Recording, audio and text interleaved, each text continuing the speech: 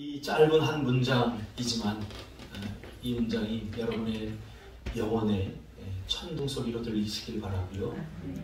또 번개처럼 번뜩이시길 바랍니다.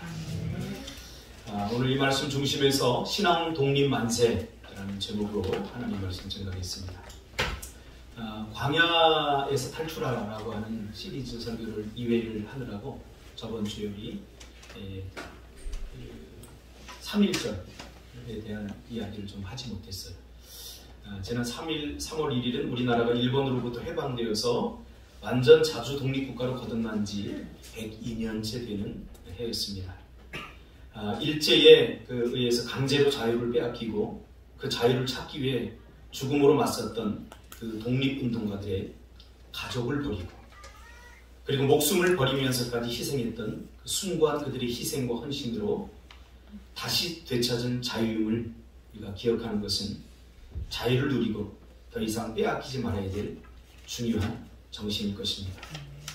그런 의미에서 우리 모두는 그들에게 빚을 진 사람들임을 절대로 잊어서는 안 될 것입니다.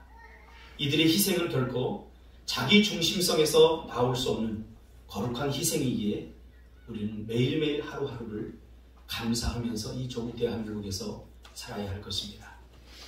그들은 자기 유익보다 자기 목숨보다 백성을 먼저 생각했고 미래에 태어나 이 땅에 살아갈 다음 세대를 먼저 생각한 사람들이기에 예수님과 닮아 있습니다. 그래서 죽음으로 자신들의 삶을 내던지며 이 나라의 해방을 위해 목숨을 초계와 같이 버렸던 사람들입니다. 지금으로부터 2000년 전 예수님은 죄와 사망의 권세에서 자유를 빼앗겨 고통당하는 우리 인류를 죄로부터 해방시켜 주시기 위해서 십자가에 달려 죽으셨습니다. 그 날들을 우리가 기념하며 우리는 지금 사순절을 하루하루 감사하고 때로는 애도하며 때로는 침묵하며 이 사순절을 지금 보내고 있습니다. 그런데 안타까운 것은 신이신 하나님이 인간의 몸을 입고 오셔서 그 모진 고통과 비하를 겪으면서 죄에서 우리를 해방시켜 주셨지만 이것을 우리는 구원이라고 말하죠. 죄로부터 자유를 얻어 죄로부터 해방되었음에도 불구하고 그 자유를 누리지 못하는 사람들이 굉장히 많다는 사실입니다. 아직도 주님이 십자가에서 이미 해결한 그 죄에 여전히 묶여 구원은 받았지만 구원의 기쁨과 구원의 능력을 누리지 못하는 사람들이 얼마나 많은지 모릅니다. 여러분, 하나님을 아십니까? 대답이 없어요. 너무 생뚱맞은 질문이죠. 알았다고 해서 또 다 안다고도 말할 수 없는 것 아닙니까? 어떤 섬의 지도를 가지고 그 섬에 갈 수는 있지만 지도가 그 섬 자체일 수는 없듯이 말입니다. 많은 사람들이 하나님에 대해서 이야기를 하고 그 체험을 이야기하고 또 많은 은혜들을 나눕니다. 그러나 우리의 말과 우리의 경험은 하나님의 은혜를 다 담아낼 수 없을 만큼 하나님은 광활한 분이십니다. 지금 저는 50이 넘어서 60을 향해 달려가고 있는데 아직도 하나님에 대해서 모르는 것이 너무나 많아요.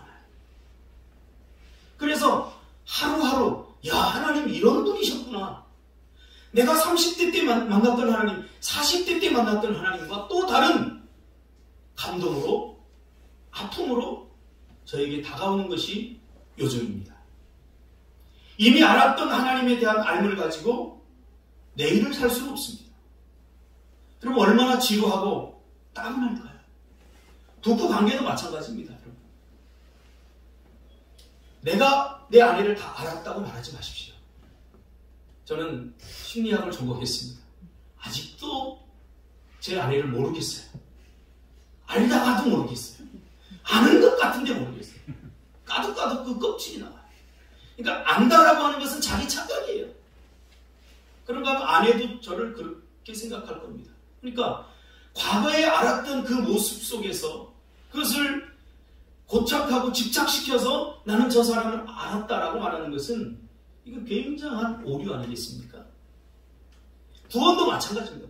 여러분 다 구원 받으셨죠. 그래서 성경은 더욱더 이루어야 할 구원은 진행형입니다. 제가 이 부분에 관해서는 너무나 많이 이야기를 했기 때문에 더 이상 이야기를 안 하지만, 구원의 불충족성 때문이 아니라 구원은 이미 일어났지만 아직 완성되지 않았어요. 왜? 예수 그리스도께서 오셔야 완성되니까. 이미 일어난 구원과 완성되어져 가는 그 가운데 우리가 살아가고 있기 때문에 구원은 두렵고 떨림으로 이루어가야 하는 것입니다. 그래서 구원 받았고 구원 받고 있으며 긍정적으로 우리는 구원 받을 것입니다. 할렐루야. 성경 공부를 하다 보면 큰 충격을 받을 때가 있습니다. 의외로 많은 그리스도인들이 복음을 제대로 이해하지 못하고 있다는 사실입니다. 복음을 제대로 이해하지 못해도 구원은 하나님의 은혜로 주시는 것이기에 구원은 받을 수 있습니다. 그러니까 내가 복음을 이해했느냐 이해하지 못했느냐 그거 중요한 거 아닙니다. 하나님의 관건적인 은혜라는 말은 받을 자격이 없는 자에게 거저주시는 하나님의 거부할 수 없는 사랑 아니겠습니까? 조건 없는 사랑. 그 사랑, 그 구원을 받은 우리가 어떤 내가 무엇을 해서 받았다고 말할 수 없기 때문에 구원은 복음을 내가 제대로 이해하지 못해도 받을 수 있어요. 그러나 왜 우리가 복음을 이해해야 되느냐? 복음을 누리기 위해서입니다. 복음을 누리기 위해서 우리는 복음을 이해하고 하나님의 말씀 속으로 더 깊이 들어가야 하는 것입니다. 그런 의미에서 십자가에서 이미 일어난 일로 구원을 받았고 이 이미 일어난 일들에 대한 이해와 설명이 필요한 시대를 우리는 살아가고 있습니다. 앞으로 5주에 걸쳐서 십자가와 복음에 대해서 살펴보려고 합니다. 저는 이제 개척을 한 지 13년째, 14년째를 향해서 달려가고 있는데 1년에 한 달 정도는 제가 지금 이맘때쯤 부활절을 앞두고 항상 복음 설교를 했습니다. 그리고 십자가 설교를 했습니다. 아마 좀 기분 나쁠 수도 있을 거예요. 우리 목사님이 나를 어떻게 알아? 어떻게 보고 띄엄띄엄 보내? 구원받았으니까 교회 다니지. 구원받았으니까 하나님의 백성이지. 그럼에도 불구하고 많은 성도들의 어필이 있었음에도 불구하고 저는 이것을 포기하지 않고 14년째 해오고 있습니다. 이미 하나님의 백성이 된 우리의 삶을 가만히 들여다보면 성경이 요구하는 하나님의 백성의 삶과 실제적인 우리의 삶과는 엄청난 차이가 있다는 사실은 공공연한 침묵으로 일관되고 있는 것이 사실 아닙니까? 인정하고 싶지 않지만 인정해야 되는 부분이죠. 하나님의 백성이 된 것과 그리고 하나님의 백성답게 사는 것에 대한 갈등을 우리는 다 끌어안고 있습니다. 여러분, 하나님의 백성 맞습니까? 라고 물으면 아멘 합니다. 두 번째 질문, 하나님의 백성답게 살아가고 있습니까? 침묵합니다. 우리 장로님이 우리 장로님이 센스가 아주 좋으시네요. 하나님의 말씀의 요구대로 살아가고 있는가? 그렇게 살지 않는데도 여전히 하나님의 백성이라고 말할 수 있는가? 그러면 왜 우리는 하나님의 말씀의 요구대로 살지 못하는가?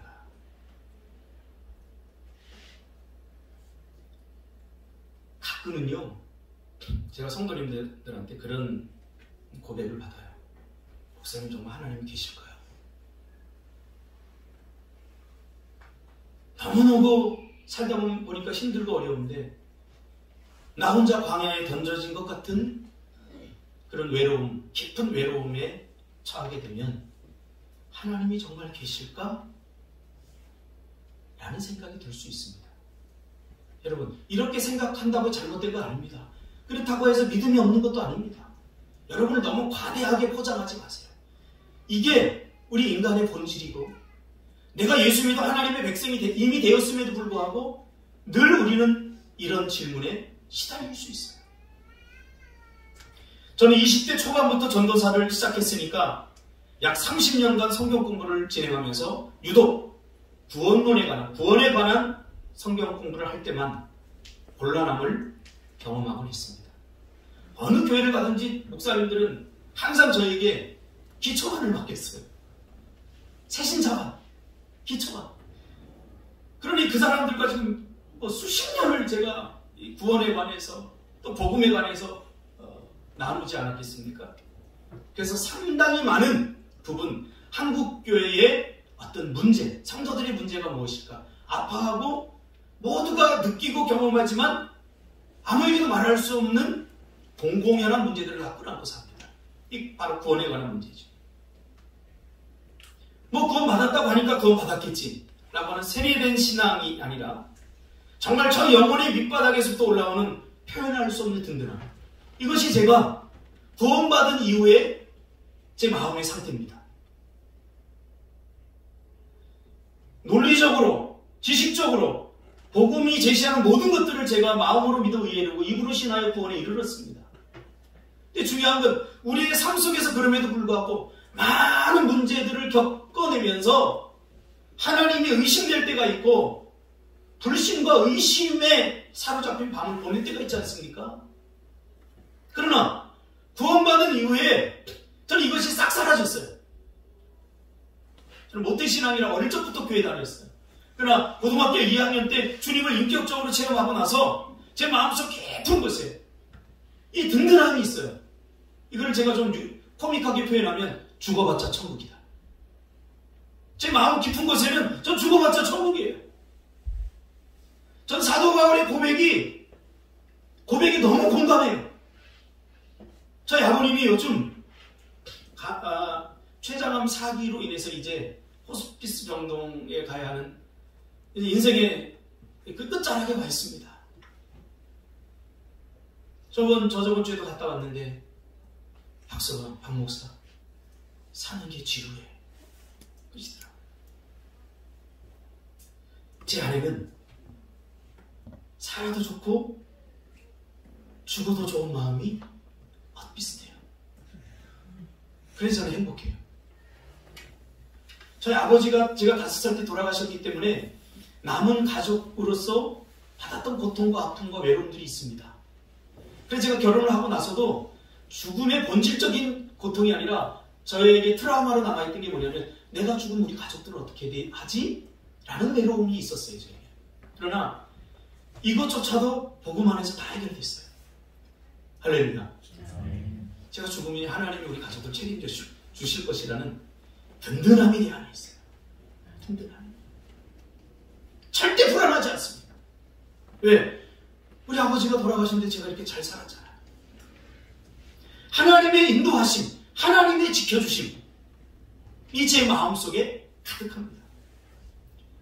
정말 우리가 힘쓰고 애써야 할 것은 사역이 아니라 복음을 누리는 것입니다. 우리 교회에 오신 성도님들, 작은 교회니까 할 일이 많겠죠. 그걸 자꾸 하려고 하지 마세요. 제발. 복음을 누리시길 바랍니다. 그 복음의 은혜가, 하나님의 은혜가 채워지면 사역은 자연적으로 흘러서 하게 되어 있습니다. 흐름의 원칙을 따라야 돼요. 풍성함의 원칙입니다. 내가 뭔가를 자꾸 해야 공로가 되고 그렇게 해야 되는 줄 알아서는 안 돼요. 여러분 아무것도 하지 않아도 다 구원받았습니다. 할렐루야. 이것이 은혜예요. 그러나 구원 받으면 뭔가를 자꾸 하고 싶죠. 자, 그 마음이 생길 때까지 기다리라는 거예요. 채우라는 거예요. 채우라는 거예요. 죄로부터 해방된 우리는 해방을 누려야 하는 것입니다. 그러나 많은 그리스도인들이 구원을 받고 자신을 소진시키며 병들고 지치게 하는 길을 선택하고 조금 더 행복하지 않은 신앙의 길, 기쁨을 잃어버린 믿음의 길을 걸어가는 것을 저는 안타깝게 많이 바라보았습니다. 요한복음 10장 10절에 보면 내가 온 것은 양으로 생명을 얻게 하고 더 풍성히 하려는 것이라. 그러니까 예수님이 오신 목적은 단순히 우리에게 생명을 주시기 위한 것이 아닙니다. 하나님이 주신 생명을 가지고 풍성하게 살게 하기 위해서 예수님이 이 땅에 양으로 오셨다는 사실입니다. 사랑하는 성도 여러분, 신앙생활 할수록 더 풍성함을 경험합니까?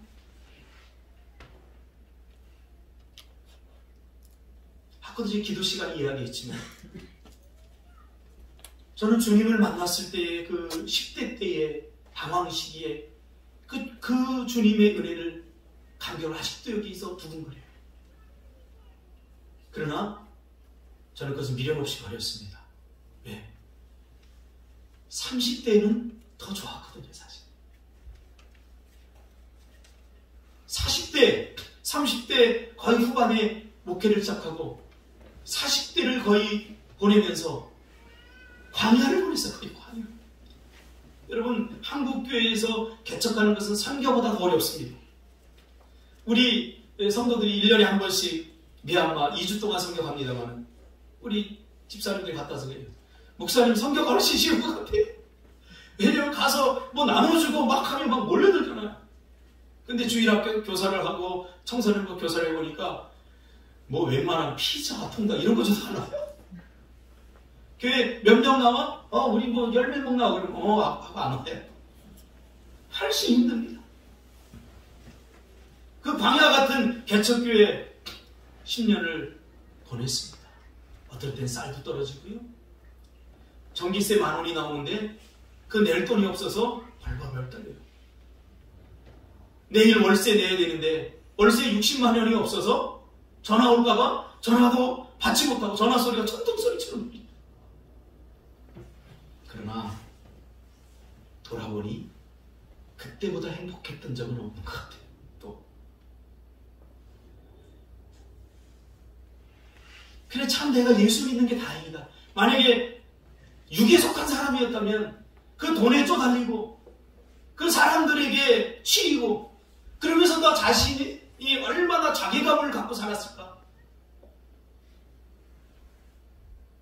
얼마나 열등감을 갖고 살았을까? 똑같은 신대원을 나와서 어떤 친구는 큰 교회를 이루고 떵떵거리면서 좋은 차 타고 다니고 목회를 하는데 그 작은 구석에 성도 10몇 명 데리고 설교하는 나의 모습에 내가 얼마나 자괴감을 갖고 살았을까? 그러나 그렇게 할 수 있는 제가 저는 자랑스럽습니다. 저는 청소년 사역을 하면서 수천 명 아이들을 놓고 설교도 해봤습니다. 하나도 안 힘들어요. 날개를 단 것 같아요. 성도들이 모여있으면 막 이건 성령 충만한 게 아니라 인기 충만했다는 거지 보니까 얼마나 소리도 커지고 막 흥분하는 정말. 그러나 성도 5명, 6명, 10명 놓고 10년을 한다는 것은 아무나 할 수 없는 일이에요. 그래서 제 신앙은 또 우리 성도님들의 신앙은 점점 신앙생활 할수록 가벼워지고 있는 것 아닙니까? 저는 참 이번에 좋았던 게 뭐냐면 저희 교회가 지금 책이 쓰여지고 있습니다. CTS 우리 정효육 차장님이 저희 교회 이야기를 지금 책으로 쓰고 있습니다.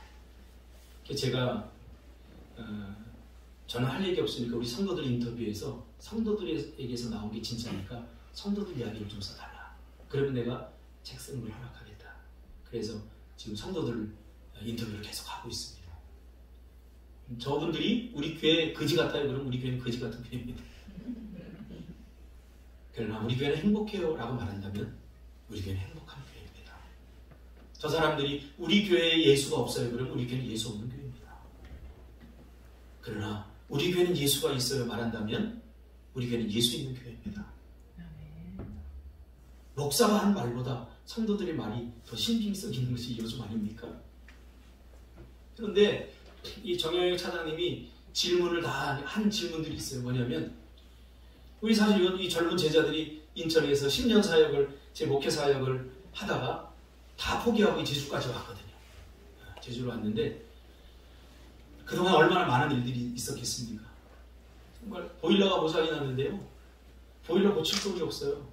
그래서 그 추운 방에 겨울에 달달달 떨고 있는데 한 녀석이 군대 갔다가 이렇게 와서 보일러가 고장났네 목사님 하면서 보일러 고치라고 이렇게 줘요. 그 돈을 받더니 나중에 그 월급 군대에서 막 기타 살려고 찬양 저 기타 살려고 모아놨던 그 돈을 보일러 고치라고 이렇게 다 내놓기도 하고 이런 일들은 수도 없이 많이 일어났습니다. 김치 하나 먹고 7명이 6과 함께 개척교회를 하면서 살았는데 용돈이 오면 그 밑에 있는 만두집에서 한 녀석이 만두를 막 사와요. 그럼 그거 먹으면 얼마나 좋겠습니까? 근데 사모님은 이렇게 먹으면 양이 적으니까 그걸 또 끓여요. 끓이면 늘어나니까. 그래서 만둣국을 같이 먹으면서 이렇게 보내고, 지금 생각해보면 어떻게 보냈나 끔찍하고 참 힘든 시간이었고, 또 제주까지 같이 가자니까 다 따라갔어요. 도대체 이게 뭐냐? 그렇게 할 수 있었던 모티베이션, 그 동력이 뭐냐? 라고 물어봐 알고 싶은 거예요, 이 차장님이. 그런데 한결같이 한 이야기가 있단 말이야. 몰라요. 그냥 그렇게 해야 될 줄 알았어요. 그냥 그게 좋았어요. 그렇게 함께 하는 것이 좋았고, 당연히 그렇게 해야 되는 걸 알고 있었어요.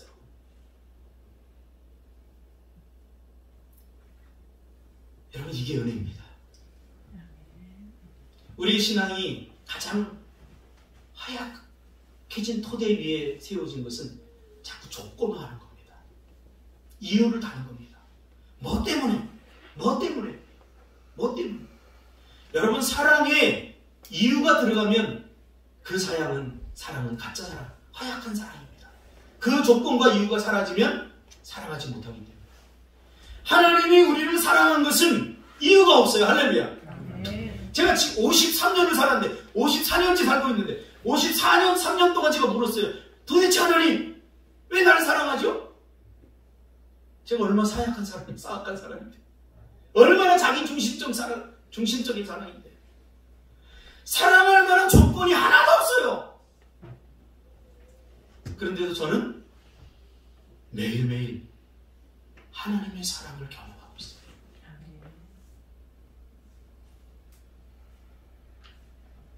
이유 없는 사랑, 이 사랑 위대한 사랑입니다. 제 자녀들 제가 사랑하는데 이유가 없어요. 이 사랑이 무서운 사랑, 든든한 사랑입니다. 어제도 제가 주일 준비하고 또 우리 꼬맹이들하고 놀고, 이놈들이 에너지가 얼마나 많은지, TV를 제가 처음에는 여기도 가고 저기도 가고 다 준비해 놨는데 절반밖에 제가 못했어요. 얼마나 많이 처먹고 얼마나 많이 움직이는지. 그래서 제가 얘들아, 그리고 뭐라고 그러냐면요, 계속 빨리 집에 돌아올까봐, 목사님 집에 안 갈 거죠? 목사님 집에 안 갈 거죠? 목사님 집에 안 갈 거죠? 계속 물어보는 거예요. 그래서 제발 좀 가만히 있어. 이제부터 제발 집에 간다고 그러면 집에 갈 거야? 그리고 저기 가서 가려고 하는데 한 녀석이 그래요. 과자를 하나 갖고 왔어요. 그래서 야, 이거 갖고 우리가 하루 종일 버틸 수 있겠냐? 그랬더니 수연이는 참 양심적이에요. 아니에요, 목사님. 요거 가지고 우리가 나눠 먹으면 하루 종일 먹을 수 있어요. 이렇게 하는데 그 양심 없는 남자애 하나가 있어요. 걔 오빠. 이거 갖고는 안 됩니다, 목사님. 농협을 들려줄 것 같습니다. 계속 농협을 들러서 자, 먹고 싶으면 다 사. 그랬더니 사실 또 많이 먹지도 못해요. 과자 몇 개 하고 음료수하고 이렇게 먹어서 저기까지 갔는데 제가 중간에 돌아왔어요. 어른들은 참 똑똑합니다. 마침 습관처럼 나왔어요. 목사님 집에 가는 거 아니죠? 그래서 내가 너 그 얘기하면 내 집에 간다고 그랬지. 그리고 집으로 와버렸어요. 왜냐하면 제가 좋아하는 축구하는 시간이거든요. 축구를 이렇게 보고 있는데 제가 막 이렇게 소리를 내면서 축구를 보거든요. 야, 그렇게 하면 안 돼! 앞에서 해야지! 이러면서 수연이가 저를 이렇게 보더니 목사님이 들어가서 축구하세요. 그러니까 인이가 거들면서 뭐라고 그러냐면 제가 그랬어요. 야, 내가 들어가서 축구 했으면 좋겠어? 그랬더니 네, 목사님이 축구 했으면 좋겠어요. 그러니까 인이가 뭐라고 목사님이 들어가는 편이 이기잖아요. 그러는 거예요. 할렐루야. 우리 조기 축구를 하거든요. 우리 아이들하고. 근데 제가 있는 편이 거의 이겼던 것 같아요. 근데 제가 있는 편에는 늘 우리 핵심 멤버인 우리 김성훈 집사님이 함께 했습니다. 여러분, 우리 안에는요, 이 하나님의 은혜가 있어요. 점점 가벼워져야 돼요. 점점. 예수를 믿으면, 제가 얘기했잖아요. 기독교는 돈을 닦는 종교가 아닙니다. 그래서 30년 믿으면 죄에 대해서도 이 정도는 다 내가 안 짓고 이런 어느 정도 수준의 사람이 되는 게 아니고, 기도 안 해도 기도하려 한 번만 해도 살고 이런 수준의 사람이 되는 게 아니라, 제가 40년 이상을 믿어보니까 목사가 돼도 여전히 죄에 노출되어 있고요. 30년을 믿어도 여전히 미운 사람 미워요. 이게 힘들어요. 근데 중요한 게 있어요. 제가 이걸 어떻게 극복했냐면, 육으로는 육을 이겨낼 수 없어요. 미움이라고 하는 것은 육에서 나온 거예요. 육에서 나온 거예요. 미움이라고 하는 것은. 그런데 이거를 내가 미워해서는 안 되지 하고 내 육에서 나오면 미움을 극복할 수 없다는 거예요. 이게 어디에서 나와야 되냐? 내 영에서 나와야 돼요. 근데 영과 혼은 약간 비슷해서 내 의지로 미움을 극복하고 내 의지로 죄를 극복하려고 해요.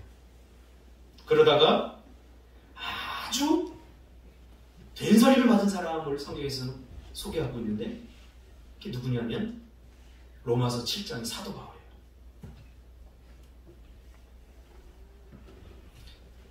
로마서 7장 한번 찾아볼까요? 이제 오늘은 서론이기 때문에 이제 다 끝났습니다. 로마서 7장 19절부터 읽어볼까요? 우리가 잘 아는 내용입니다. 시작. 내가 원하는 바 선을 행하지 아니하고 도리어 원하지 아니하는 바 악을 행하는도다. 만일 내가 원하지 아니하는 그것을 하면 이를 행하는 자는 내가 아니요 내 속에 거하는 죄니라. 그러므로 내가 한 법을 깨달았노니 곧 선을 행하기 원하는 나에게 악이 함께 있는 것이더라. 내 속사람으로는 하나님의 법을 즐거워하되 내 지체 속에서 한 다른 법이 내 마음의 법과 싸워 내 지체 속에 있는 죄의 법으로 나를 사로잡는 것을 보는도다. 오라, 나는 곤고한 사람이로다. 이 사망의 몸에서 누가 나를 건져내리라. 여기까지. 이 고백은 놀랍게도 사도 바울이 예수님을 믿고 예수님을 영접하고 그리스도인이 된 이후에 한 고백입니다. 사도 바울은 예수를 믿고 난 후에 자신의 내면 안에서 그리고 삶 속에서 발생하는 이런 이중적인 모순에 대해서 솔직하게 고백하고 폭로하고 있습니다. 그는 정말 말씀대로 살려고 발버둥치고 신음하고 추구하다가 어느 순간 그 모든 것들이 한순간에 물거품이 되어버리는 것을 너무 많이 경험하게 된 것이죠. 그럴수록 더 열심히, 더 많이 그러다가 탈진하고 소진되어 버리는 것 아닙니까? 그래서 오호라, 나는 곤고한 사람이로다 라고 고백하고 있는 것입니다. 사도 바울이 가지고 있었던 열심, 육신적인 열심, 그것이 복음과 또 영 안에서도 여전히 발동하고 작동하고 있는 거죠. 우리도 마찬가지입니다. 우리가 이미 그리스도인이 됐지만 우리가 육에 속한 살았던 삶의 모습들, 우리의 무익한 육들이 우리 영적인 삶에 늘 교묘하게 꼽사리를 껴서 이게 육인지 영인지 모르게 영의 기쁨, 구원의 기쁨, 감격들을 누리지 못하게 하고 있다는 사실입니다. 그는 자기가 하나님의 법을 즐거워하고 사랑하나 그것은 인간 본성이 도달할 수 없다는 것을 좀 솔직하게 인정하고 있는 거 아닙니까? 여러분 중에 하나님의 말씀을 사랑하지 않는 사람 어디 있겠습니까? 하나님의 말씀대로 살고 싶지 않은 사람 어디 있겠습니까? 그래서 하나님의 말씀대로 살려고 애쓰고 힘쓰는 것이 어디에서 나왔냐 그 말이에요. 인간 본성에서 나왔다면 그것은 구원의 기쁨에 도달할 수 없다는 사실이죠. 이런 자기 본성을 기초로 한 옛자 신앙적 몸부림은 결국 로마서 7장에 단면했던 종류의 낙담에 우리를 빠지게 할 것이라고 사도 바울은 말하고 있는 거죠. 그러면서 제시하는 첫 번째 답이 있어요. 오늘 여기까지만 하려고 합니다. 어느덧 내가 복음을 산다고 했는데 흉내만 내고 있는 거야. 그리스도인의 삶을 산다고 하는데 본질은 없어지고 껍데기만 남아있는 거야. 왜 그럴까요? 자꾸 흉내내는 것 같아요. 이것을 극복하기 위해서 히브리서 3장 14절에서 이렇게 이야기합니다. 우리가 시작할 때에 확신하는 것을 끝까지 잡고 있으면 그리스도와 함께 참여한 자가 되리라. 무슨 말이냐면 참여라고 말하는 거예요. 참여. 아까 제가 했던 그 수연이 이야기 지금 해야 되는 게 아까 미리 해버렸어요. 흥분해서. 이게 무슨 이야기냐면 이미가 제가 그 축구를 가서 하면 목사님이 있는 편이 이겨요 라고 이야기했잖아요. 제가 그때 속으로 뭐라고 그랬냐면 야 이놈들아 니들이 몰라서 하는 얘기인데 나는 저 프로축구의 판에 끼지도 못해. 내가 조기 축구에 나가는데 그 조기 축구에서도 겨우 지금 내가 주전자리 하나 꿰찼어. 난 그런 수준의 사람이야. 나는 30분을 채 못 뛰어. 근데 내가 거기 들어가면 내가 있는 편이 이긴대요. 의미가. 참여해보지 않으면 구경꾼의 입장으로서는 이래라 저래라 다 할 수 있습니다. 이렇게 해야 된다. 저렇게 해야 된다. 이렇게 하면 될 것 같고 저렇게 하면 다 될 것 같습니다. 우리 신앙생활도 마찬가지입니다. 다른 사람 죄 짓는 거 보면 비난해요. 그렇게 해서는 안 된다고. 이렇게 해야 되고 저렇게 해야 되고 우리 머릿속은 다 알아요. 그러나 중요한 건 뭔지 아십니까? 내가 그렇게 살아보면 믿음으로 사는 게 결코 쉽지 않아요. 근데 왜 쉽지 않냐고 말이에요. 자꾸 옛 자아를 작동시키기 때문에 그래요.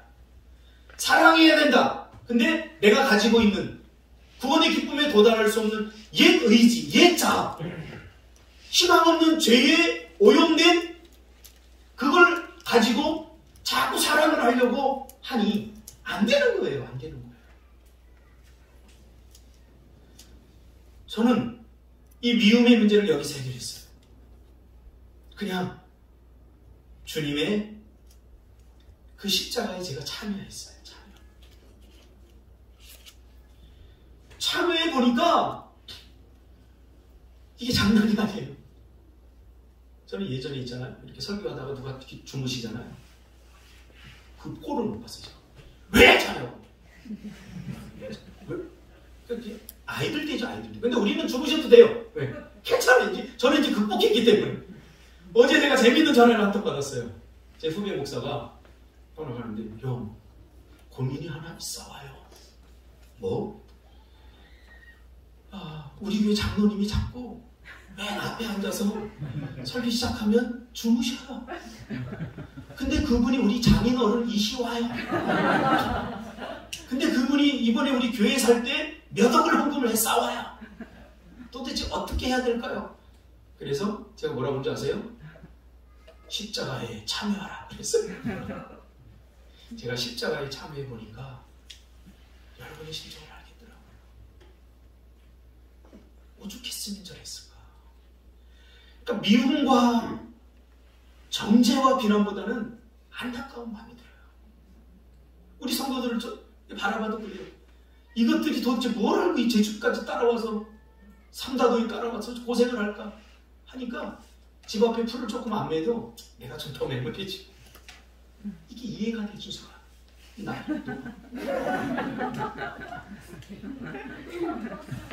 이게 이해가 좀 되면서 이게 사랑이구나. 이게 사랑이구나.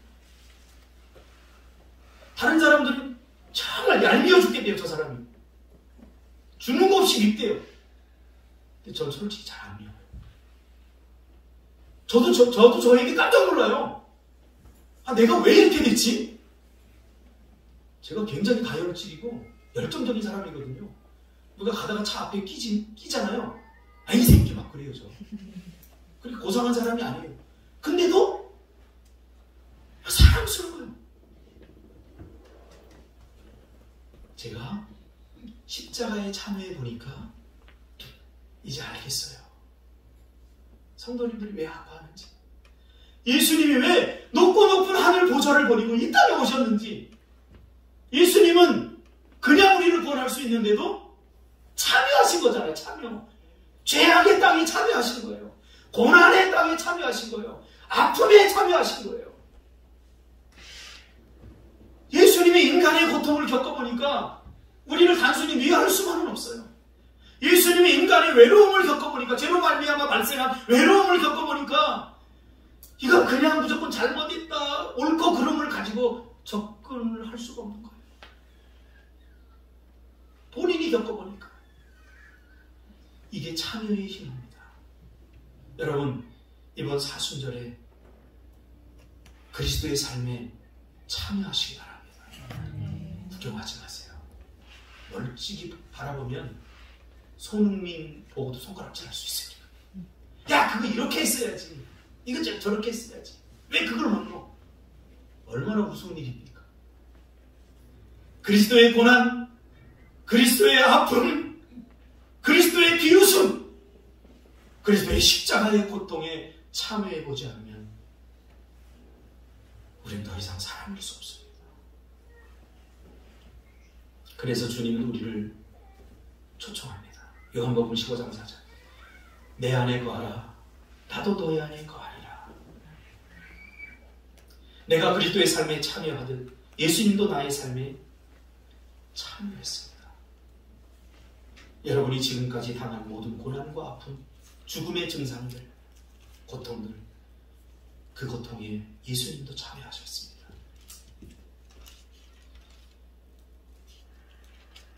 참여할 때 비로소 구원의 기쁨과 감격을 우리가 누리게 되는 것입니다.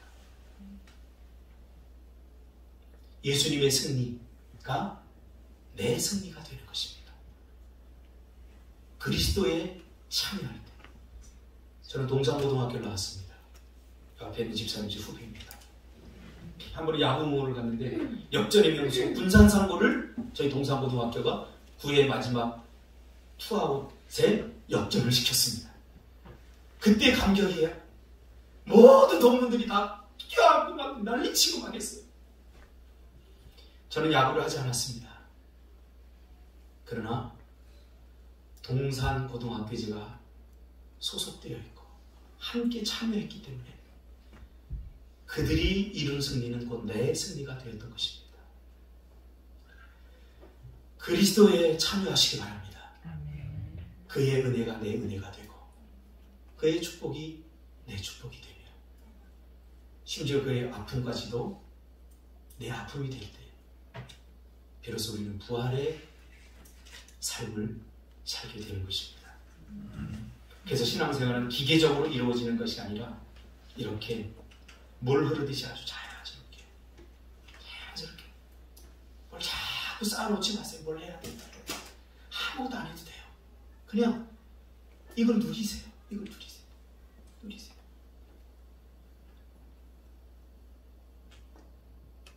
참여하시기 바랍니다. 참여할 때 잃어버렸던 자유도 누리게 됩니다.